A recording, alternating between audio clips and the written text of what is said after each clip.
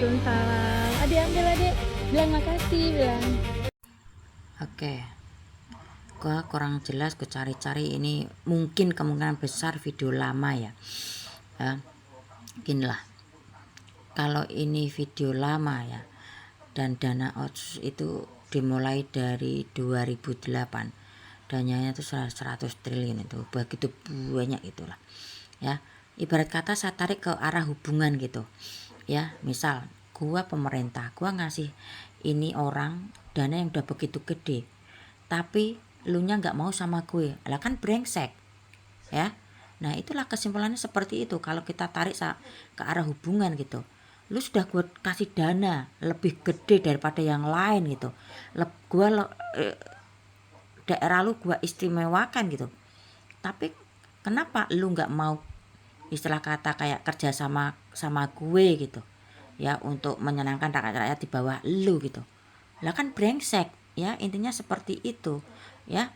Sudah mulai terbuka kan, dana-dana cukup gede ya, APBD pun lebih gede dari kota-kota lain. Ayolah masyarakat Aceh mulai berpikir waras. Dan saya baca komen orang Jawa Timur pro ingin mendukung Aceh merdeka. Lah kan brengsek gitulah. Kalau sekarang udah melihat fakta-fakta yang beredar gitu, kalau gubernurnya gitu ya, kalian juga bisa pahami dong, para pejabatnya itu pendiri GAM ya.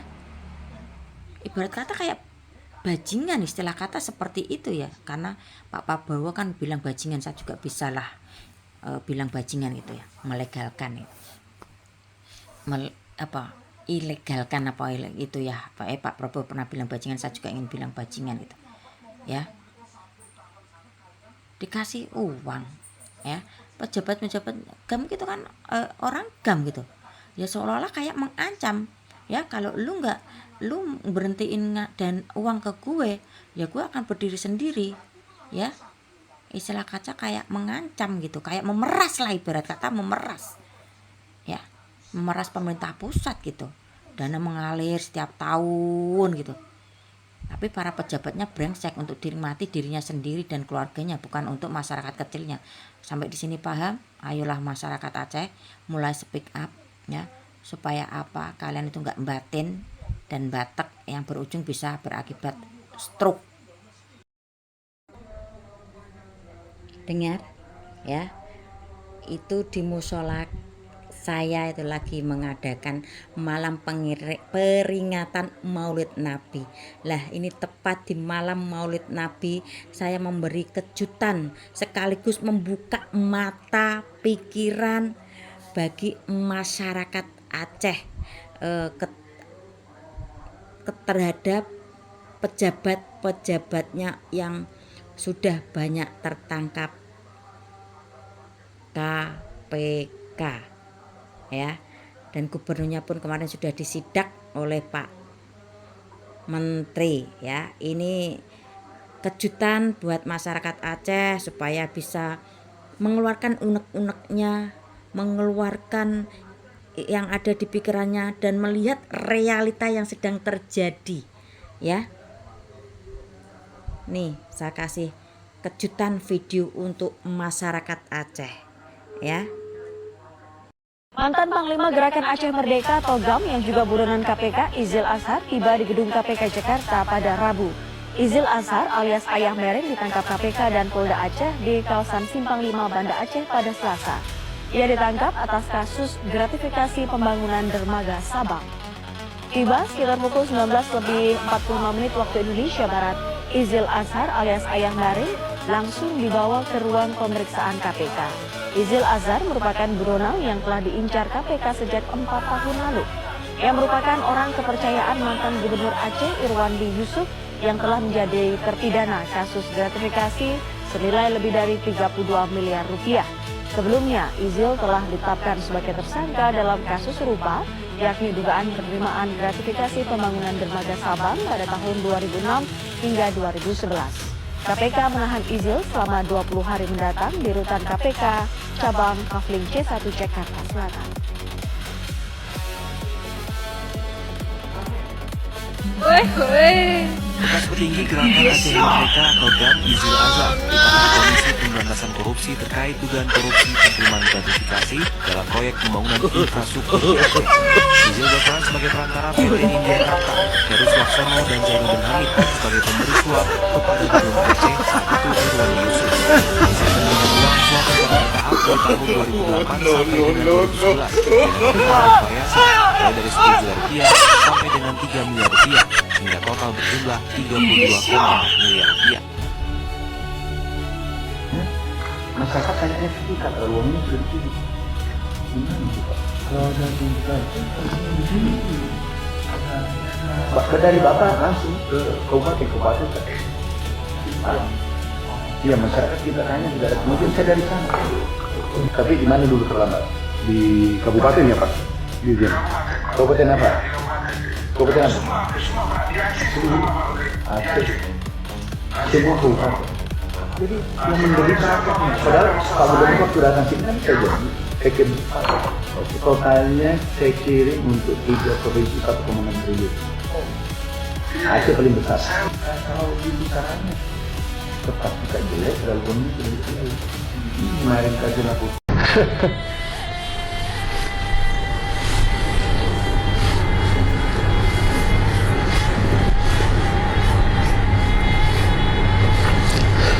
Semoga bantuan tepat ada di Aceh, dapat orang tolong ke Aceh seperti itu.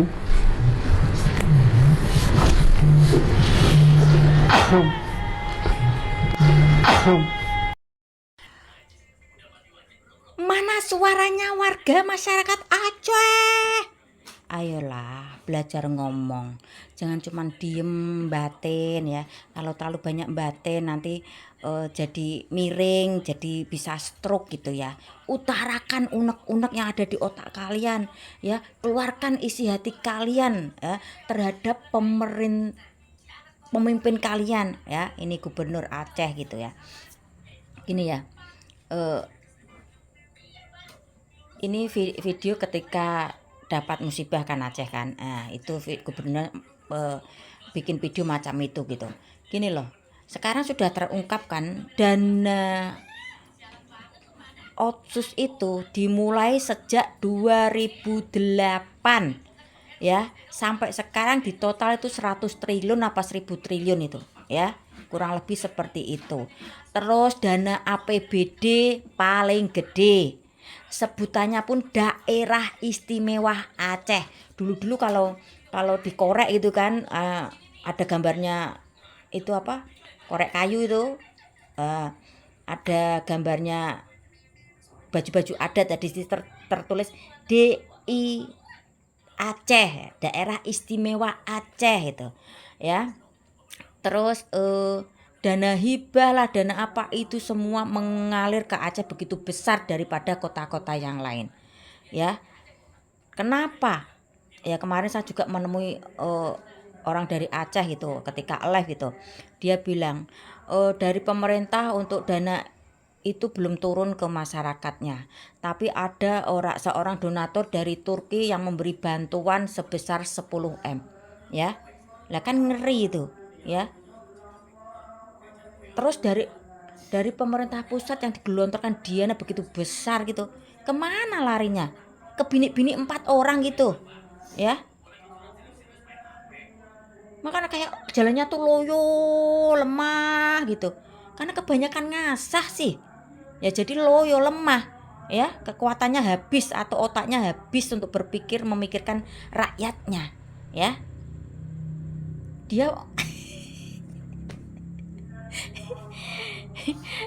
Dia mungkin agak pening memikirkan 4 bini gitu, bagaimana cara mengatur hari ini sama siapa, hari itu sama siapa, itu ada otaknya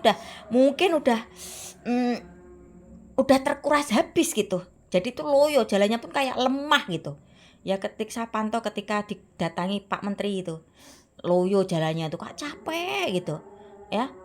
Ya saya bukannya niat bernyinyir atau apa. Ayolah kalian masyarakat Aceh, tanyakan pada pemerintahan kalian di mana larinya dana yang begitu gede, ya.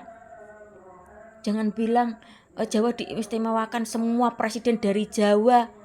Pak Habibie bukan dari Jawa toh, ya. Entah presidennya dari Jawa atau dari mana, yang penting ya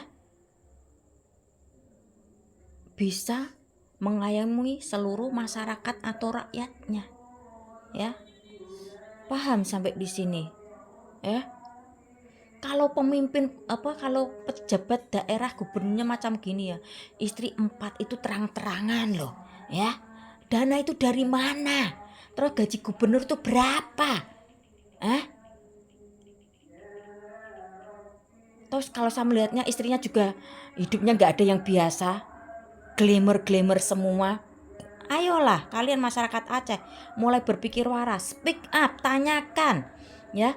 Ini masyarakat Jawa ini lagi membantu, ya. Jangan kau ada perbandingan Jawa, bangsa Jawa, bangsa Aceh. No.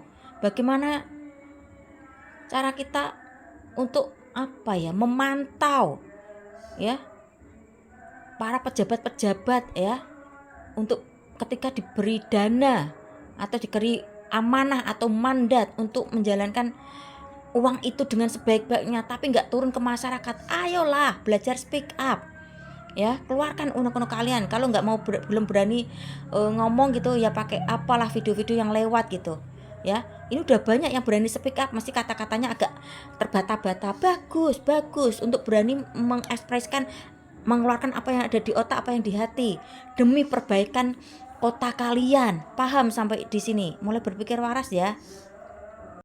Hidup londe! Ayo.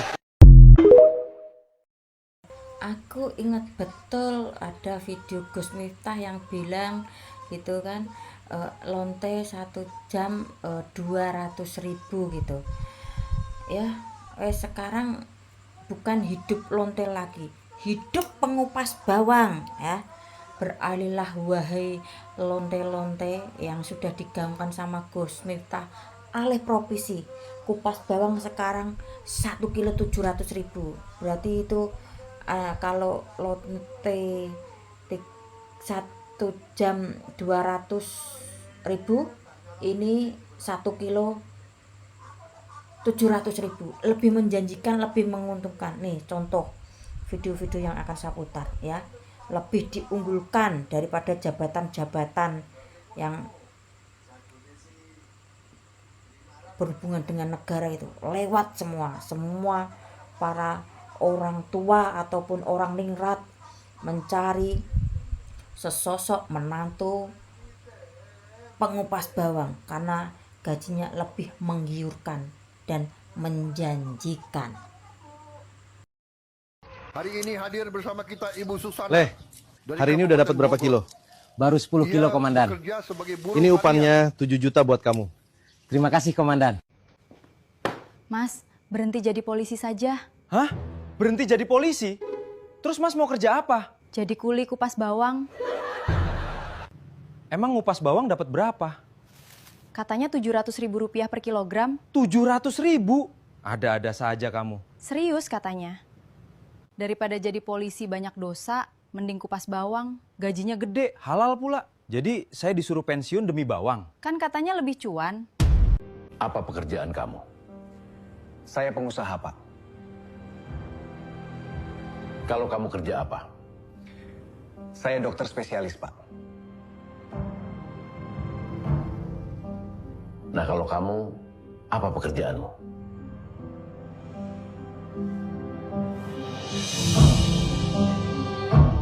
Saya pengupas bawang. Saya mampu mencapai target 20 kg per hari. Mengupas bawang dengan upah Rp700.000 per kilogram. Kamu yang saya cari! Ini baru calon mantin saya! Saya, Pak?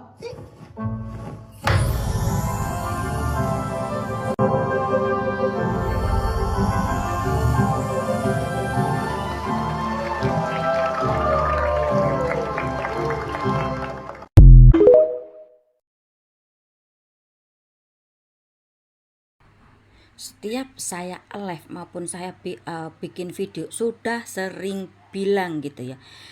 dalam menjalani hidup ini jangan bikin skenario kehidupan sendiri ya, dipastikan akan mumet ndasmu ya. Sedangkan kita aja yang mengikuti skenario Tuhan aja kadang pegang jidat. Paham sampai di sini? Nah, ini ada seorang bapak yang membuat skenario tentang kematian anaknya ya. Silahkan dilihat apa mau disebut drama atau serial pendek ini, silahkan dilihat ya. Saya sudah sering bilang gitu ya, ketika saya live maupun membuat video gitu, jangan pernah membuat skenario kehidupan sendiri yang akan berakibat mumet ndasmu ya.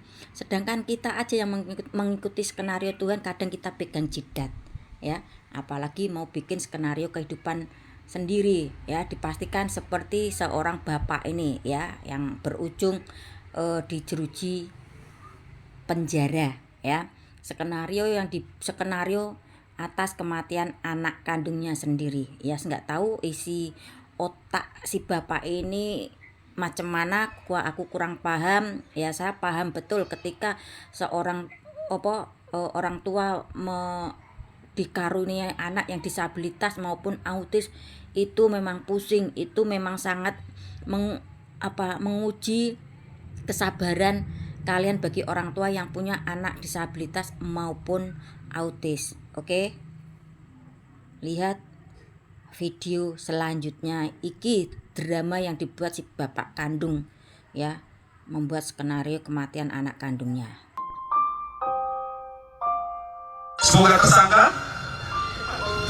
bisa cepat ditangkap. Cuma satu, yang Merauke harus jadi kota yang aman untuk siapapun, terutama anak dan wanita ya. Yang kedua, soal kasus ini tersangka segera didapat supaya Julia Rizky Ramadhani itu tidak akan ada lagi. Saya sebagai percontohan kalau bisa pertama dan terakhir. Anak saya diculik dalam rumah loh. Bisa jadi anak kita semua yang pulang sekolah itu entah digandeng oleh siapapun dan bisa kejadian sama seperti begini gitu. Saya baru bisa makan tadi malam selama 2 hari lalu. Saya cuma tegaskan ke istri, nah sayang kita nggak sendiri. Semua cinta kita, semua cinta anak kita. Cuma sayangnya kenapa dia jadi percontohannya. Tinggal kita lihat dari pihak keamanan semua diselesaikan supaya masyarakat juga bisa tenang untuk menjalani aktivitas seperti biasanya. Maaf Pak, Ibu, kakiku masih penuh. Saya kagum, tapi saya terbuka ini. Ini kasus luar biasa pertama, harus jadi yang terakhir di kota yang kita cintai ini. Merauke harus kota damai untuk anak-anak. Jangan ada psikopat seperti ini. Kita tahu semua orang butuh, Pak. Apa salahnya kita anak bekerja? Kenapa harus menculik?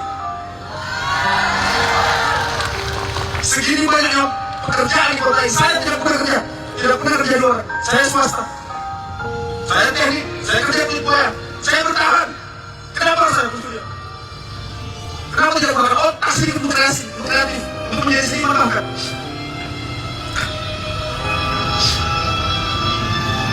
Terima kasih banyak. Ayo kita dukung kepolisian untuk menyelesaikan kasus ini. Kita kawal dan kita dukung untuk kepolisian untuk menyelesaikan. Semoga tersangka bisa cepat ditangkap dan jangan jadi percontohan untuk siapapun. Cukup saya, Maulana Rahimahullah, bapak dari seorang Julia Rizky Ramadhani. Saya, keluarga besar saya, keluarga istri saya, perwakilan dari saya mengucapkan terima kasih sebesar-besarnya untuk kehadiran Bapak Ibu semua. Saya akan dibuka budi kepada kalian semua. Terima kasih saudara-saudaraku semua. Terima kasih. Tentang pengungkapan kasus kekerasan fisik terhadap anak di bawah umur yang mengakibatkan kematian.